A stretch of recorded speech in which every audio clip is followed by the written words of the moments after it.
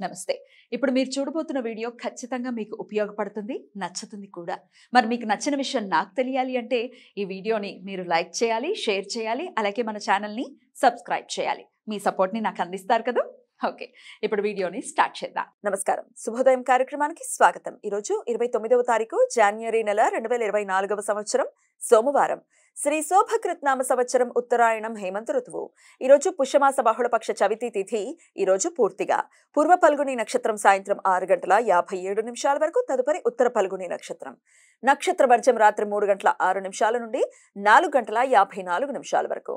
అమృతకాలం ఉదయం 11:44 నుండి మధ్యాహ్నం 1:32 వరకు. హైదరాబాద్ ప్రాంతం వారికి సూర్యోదయం ఉదయం 6:49 సూర్యాస్తమయం సాయంత్రం 6:10 చంద్రోదయం రాత్రి 9:10 చంద్రాస్తమయం ఉదయం 9:07 అభిజిత్ ముహూర్తం మధ్యాహ్నం 12:07 నుండి 12:52 వరకు. దుర్ముహూర్తం మధ్యాహ్నం 12:52 నుండి మధ్యాహ్నం 1:37 వరకు. మరలా మధ్యాహ్నం 3:08 నుండి 3:53 వరకు. రాహుకాలం ఉదయం 8:14 నుండి 9:39 వరకు. గుళిక కాలం మధ్యాహ్నం 1:54 నుండి మధ్యాహ్నం 3:19 వరకు. యమగండ కాలం పగలు 11:04 నుండి మధ్యాహ్నం 12:29 వరకు. చంద్రోదయ సమయానికి చవితి తిథి ఉన్నందువలన ఈరోజు లంబోదర సంకష్టహర చవితి. పుష్యమాస బహుళపక్ష చవితి తిథిని లంబోదర సంకష్టహర చతుర్థి అని పిలుస్తారు. ఈరోజు భక్తులు ఉపవాసం ఉండి మట్టితో చేసిన వినాయక ప్రతిమను బియ్యపు పిండి, కుంకుమ, పసుపుతో వేసిన సూర్య యంత్రం మీద ప్రతిష్ఠించి షోడశోపచార పూజలు చేస్తారు.